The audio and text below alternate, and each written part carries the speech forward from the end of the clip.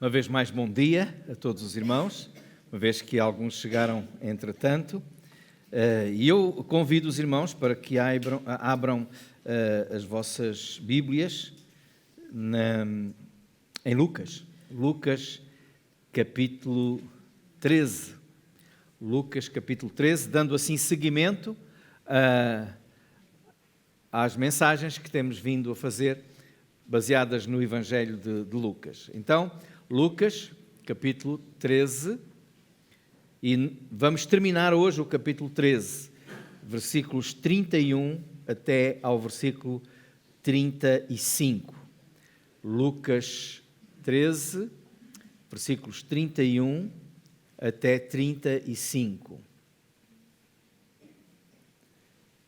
Diz assim a palavra de Deus: Naquela mesma hora, alguns fariseus vieram dizer-lhe: Retira-te e vai-te daqui, porque Herodes quer matar-te. Ele, porém, respondeu-lhe: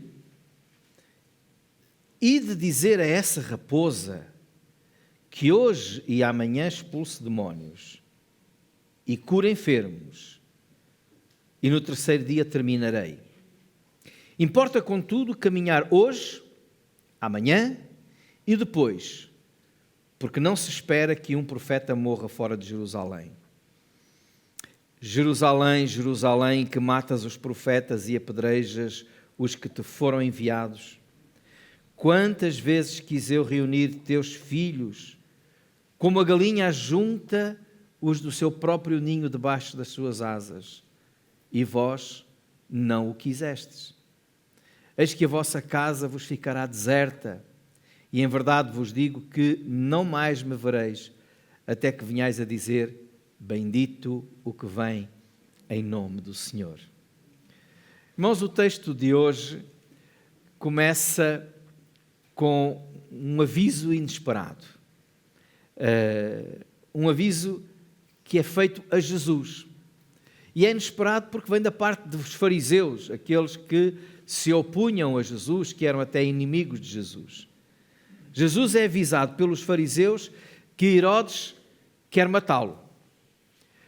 Estranho, não é?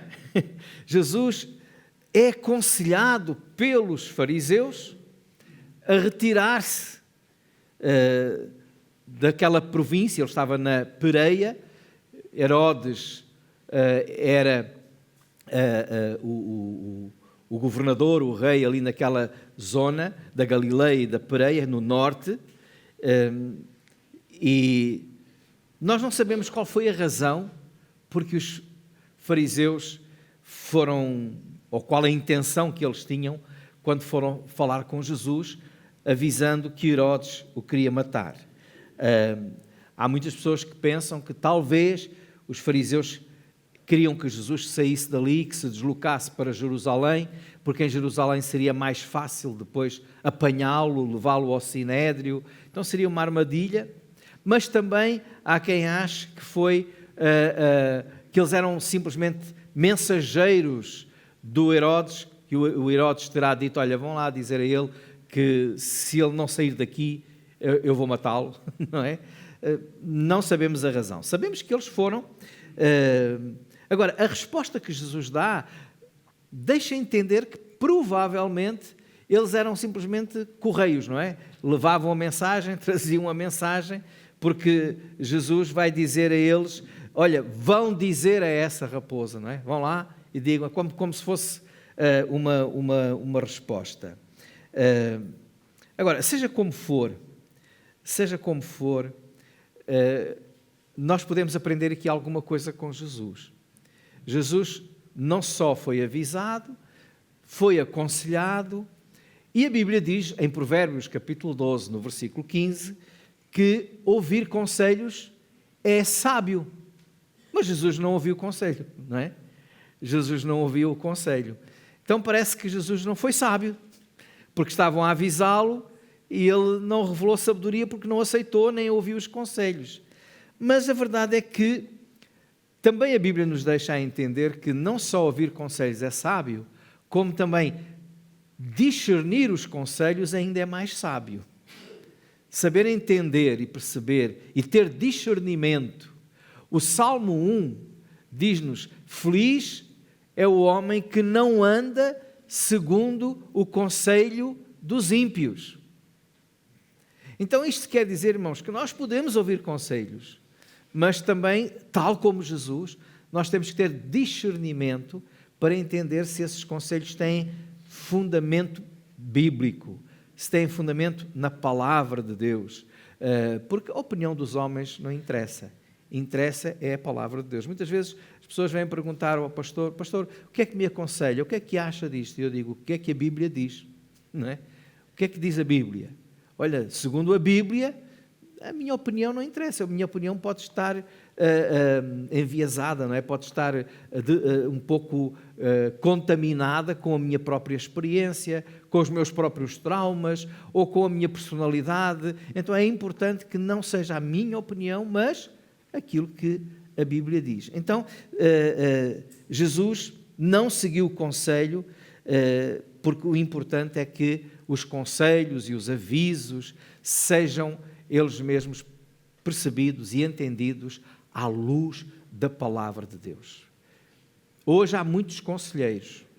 Os irmãos, é só abrirem o vosso telemóvel e vão ter ali conselhos de todo o lado. É no Facebook, é no Instagram, é no WhatsApp, sei lá, é tanta coisa, no YouTube, há muitos conselhos. Agora é importante que vocês possam pegar na palavra e ver: este é um conselho de um ímpio ou é um conselho que vem de Deus? Então, Jesus, porque não aceitou, ele vai responder.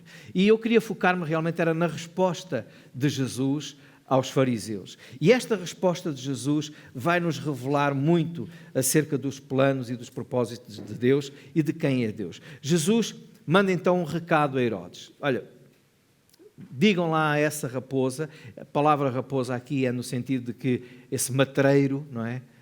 Matreiro, astuto, normalmente usamos essa expressão da raposa como um animal que é sorrateiramente entra lá no galinheiro para comer as galinhas.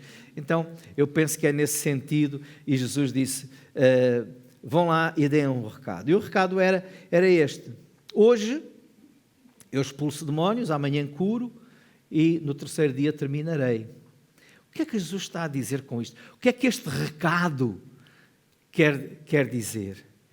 O que o Senhor Jesus está a dizer é: eu tenho uma missão a cumprir e vou manter-me focado nessa missão. Eu tenho um trabalho a fazer e vou manter o foco nesse trabalho. Eu estou a fazer a vontade do meu Pai e nada me vai distrair, nada me vai intimidar, nada me vai impedir de o fazer. Lembra lá no Velho Testamento, Neemias no capítulo 6, quando o povo e Neemias estava a liderar a reconstrução dos muros de Jerusalém, aqueles que tinham vindo da Babilónia, estavam a reconstruir os muros da cidade, e os inimigos não estavam a gostar nada, porque a cidade estava a fortificar-se para a sua defesa. E como não estavam a edificar nada, não estavam a gostar, os inimigos tentaram convidá-lo, talvez para um chazinho, para um café, para uma conversa. A Bíblia diz lá em Neemias que eles queriam fazer-lhe mal. Era: vem lá, vamos aqui tomar qualquer coisa, vamos fazer aqui negociações de paz, mas a intenção era que a paz fosse mais uma espada do que uma paz. Então, a resposta de Neemias foi muito interessante, porque Neemias diz: eu estou a fazer uma grande obra, não poderei descer. Porque é que eu pararia o que estou a fazer para ir ter convosco? E Jesus está a dizer a mesma coisa. Porque é que eu tenho que sair daqui se eu estou a fazer uma grande obra? Se eu estou a fazer a vontade do meu Pai, eu estou a curar os enfermos, estou a expulsar os demónios, depois termino. Agora estou aqui. Irmão, isto nos diz, e Jesus nos dá o exemplo, que nós também temos que estar focados naquilo que é a vontade de Deus para a nossa vida. Nós temos que estar focados naquilo que Deus quer que nós façamos. Há prioridades, e essa prioridade é a vontade de Deus. Nós temos que dar prioridade e temos que nos focar naquilo que Deus nos ordena para fazer. aquilo que Deus coloca nas nossas mãos para fazer, sem distrações. É claro que vai haver tentativas de distração, vai haver convites para aqui, para acolá, vai haver até algumas ameaças, mas nós crentes não podemos tirar o foco de Jesus. Por isso é que a Bíblia diz, olhando para Jesus, autor e consumador da fé. Nós temos de estar conscientes que estamos na vontade de Deus, tal como Jesus estava. E quando nós estamos conscientes que estamos cumprindo aquilo que Deus quer para nós, nós vamos nos focar nisso e nada nos poderá distrair. E o Senhor Jesus disse, eu estou focado. Então a minha pergunta é, em que é que tu estás focado? Fazer a tua vontade, satisfazer os teus desejos, ou em fazer realmente a vontade de Deus? Aquilo que a palavra de Deus nos diz para fazer a cada dia. Então, tenho uma missão a cumprir e vou manter-me focado nela. Com esta resposta, Jesus também estava a dizer outra coisa. Eu tenho um tempo para cumprir, tenho um tempo determinado por Deus e vou cumpri-lo. Ele disse, hoje expulso demónios, amanhã curo, no terceiro dia terminarei. Alguns fazem aqui uma comparação com o facto do terceiro dia se referir ao dia da ressurreição, não é? Que Jesus ressuscitou 3 dias depois. Eu creio que o que Jesus está a dizer é que há um tempo determinado.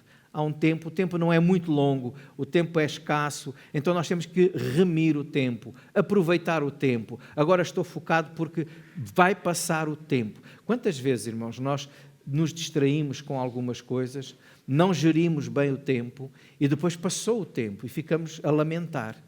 Ficamos a dizer, então, e agora? Já passou o tempo, perdi a oportunidade.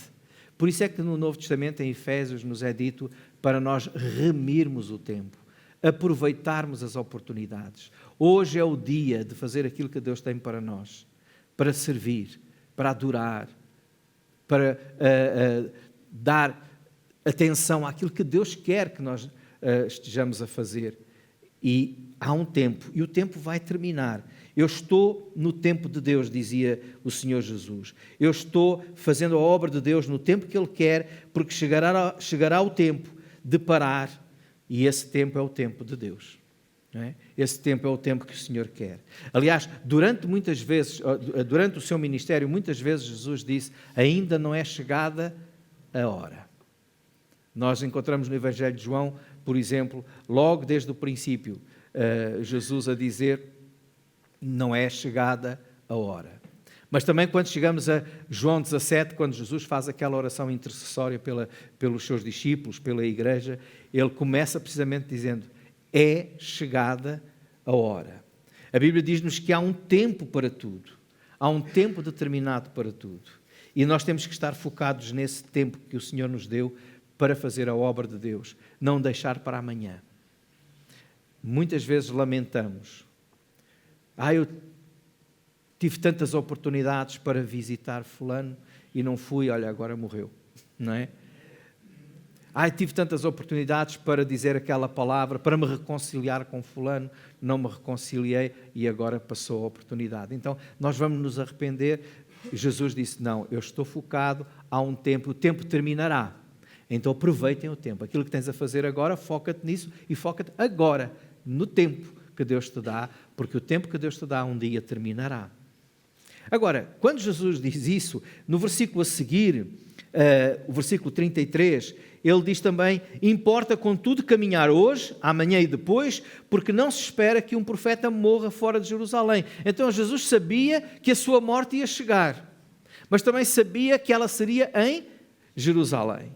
Porque era ali que os profetas eram condenados, julgados e mortos muitas vezes. Então ele disse, como profeta que sou também, não vai ser aqui. Há um lugar certo. Portanto, há um tempo, há uma obra que eu tenho que fazer e vou focar-me. Há um tempo e vou aproveitá-lo.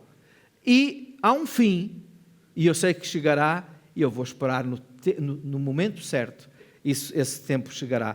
Tenho uma morte certa, dizia Jesus, mas viverei todos os momentos até cumprir a minha missão. E depois morrerei quando o Pai quiser, não quando Herodes quiser, não quando os fariseus quiserem, mas quando o Pai quiser. Isso é importante. Não era Herodes nem os fariseus que iriam decidir o dia da morte de Jesus. Aliás, Jesus disse: ninguém me tira a minha vida. Eu de mim mesmo a dou. E seria Ele a entregar a sua vida. E Jesus estava consciente do propósito do Pai para a sua vida e também consciente do propósito do Pai para a sua morte. E quem determina todas as coisas é Deus. Nós não temos que ficar assustados com ameaças, com doenças, com seja o que for. Não é que vamos ser negligentes e não vamos ter cuidados alguns, mas o que temos que ter consciência é disso. Quando chega a hora que o Senhor já determinou, que é a tua hora ou a minha hora, não há ninguém, nem nada, que consiga evitar isso. É o Senhor que dá a vida, é o Senhor que tira a vida. E ninguém tem poder para interferir. E o Senhor Jesus disse: eu sei que vou morrer, mas essa morte vai ser em Jerusalém, não vai ser aqui. E vai ser no tempo de Deus, não vai ser agora. Vai ser quando chegar a hora. Então nós temos que estar descansados, temos que estar tranquilos com a nossa vida e com a nossa morte. Procurando também, como Paulo dizia, que tanto na minha vida como na minha morte o Senhor será sempre engrandecido. Esse é o propósito. Irmãos, Deus tem um plano. O seu plano para a tua vida, tu vais descobrindo a cada dia. Ele vai-te mostrando pela sua palavra. Ele vai-te abrindo portas e caminhos. Nós não temos que fazer antevisões ou estar preocupado com o dia de amanhã. O Senhor Jesus nos ensinou isso, dizendo que basta a cada dia o seu mal. Alguém está preocupado com a morte? Há quem não esteja preparado, que é diferente. Nós temos que estar preparados para a morte, porque ela pode surgir a qualquer momento. A Bíblia diz: ao homem está ordenado morrer uma vez, vindo depois disso o juízo.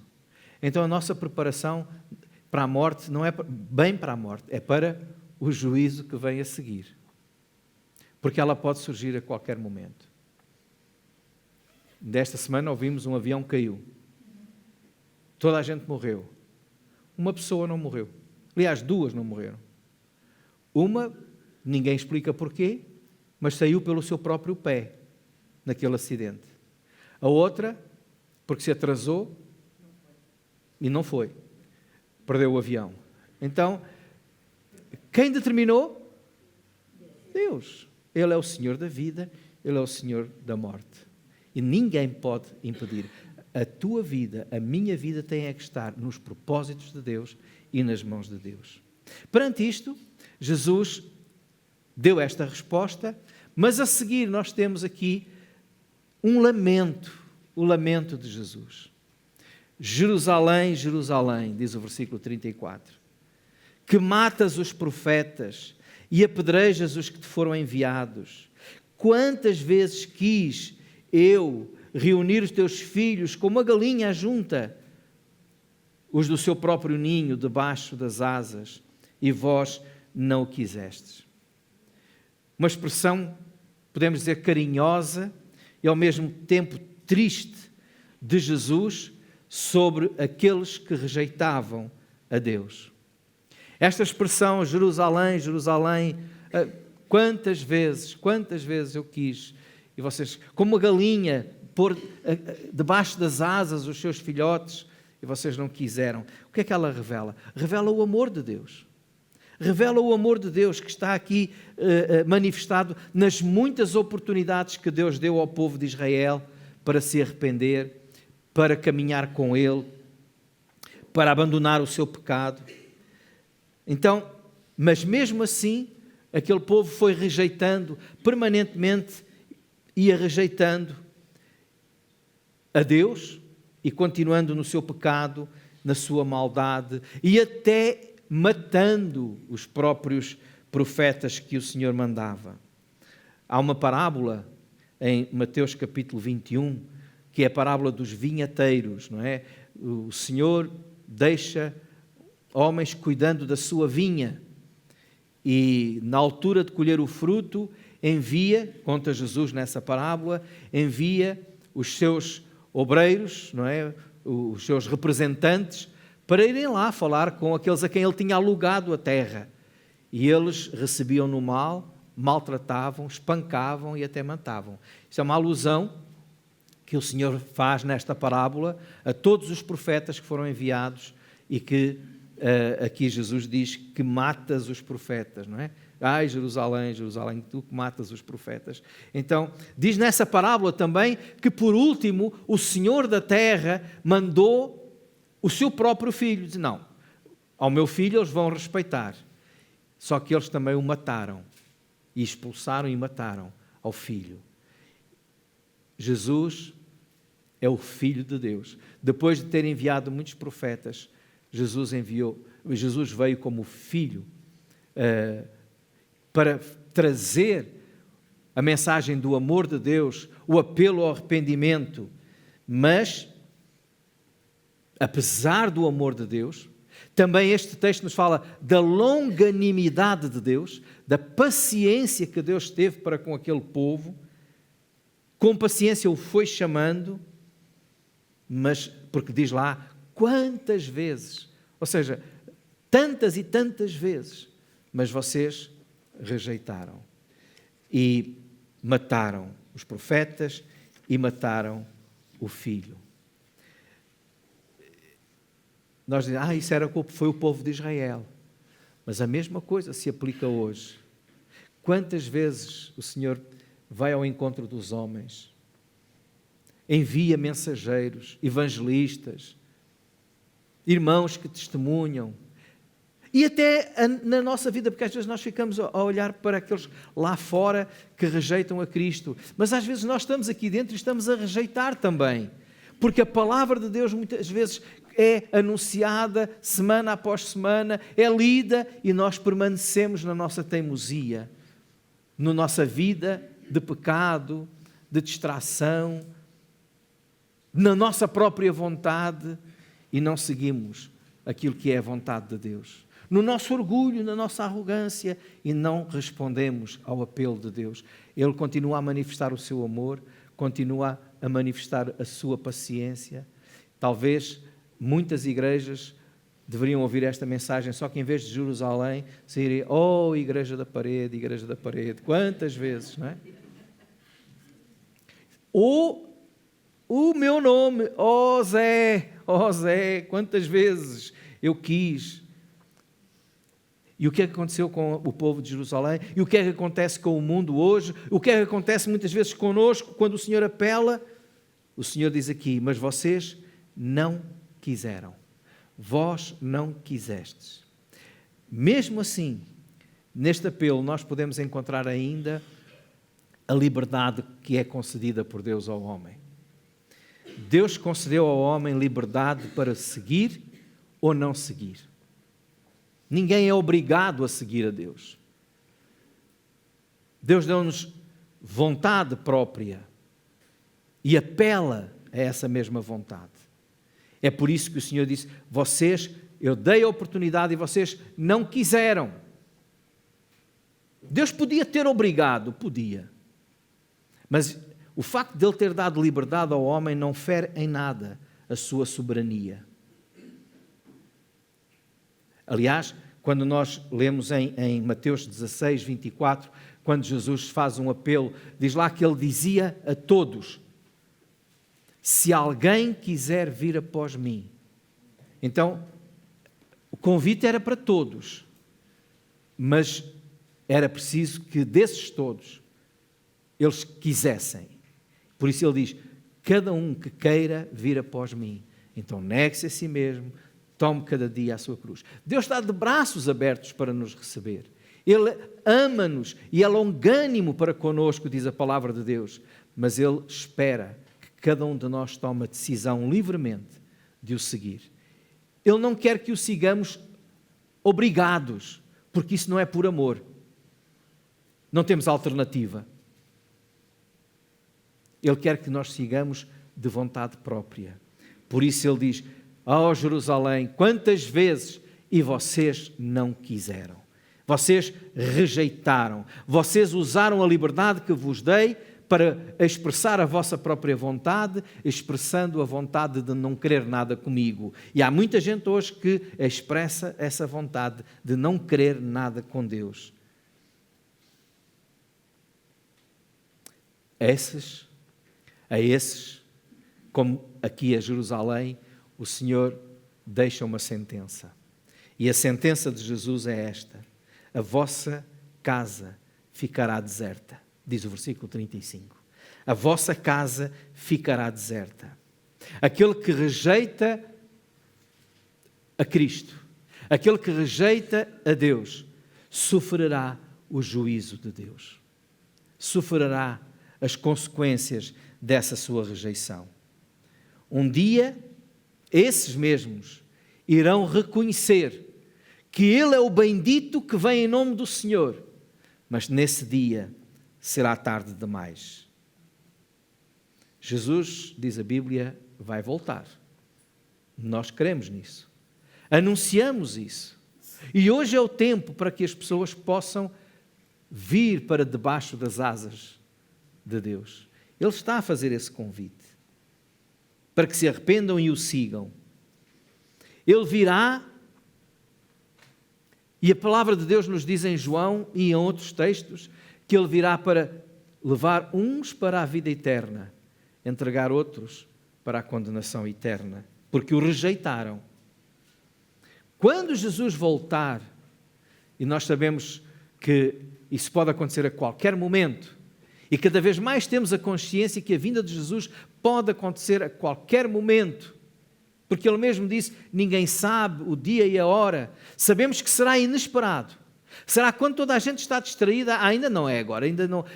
E alguns estão a fazer planos, estão a fazer contas, há alguns sinais. Ainda não aconteceu isto, isto e isto. Talvez ainda venha a ter que acontecer aquilo. Olha, o que o Senhor diz é que Ele virá como ladrão de noite. Não avisa e vai ser inesperado. Jesus pode vir a qualquer momento. E nós, será que estamos, tal como Jesus, focados na obra de Deus, dando prioridade às coisas espirituais, ouvindo e seguindo de livre vontade aquele que nos ama e que é paciente para connosco, ou vamos adiar o tempo e depois vamos nos arrepender?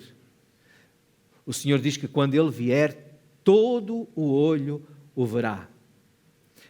Alguns com um olhar de alegria, outros com um olhar de tristeza e desespero, porque sabem que o seu fim chegou. Diz que todo o joelho se dobrará, uns dando continuidade àquilo que já faziam antes, reconhecendo a sua soberania e reconhecendo a sua glória e a sua majestade. Outros, convencidos agora, mas vai ser tarde demais. Toda a língua confessará que Ele é o Senhor, mas também para uns já o vinham fazendo, outros já será tarde demais.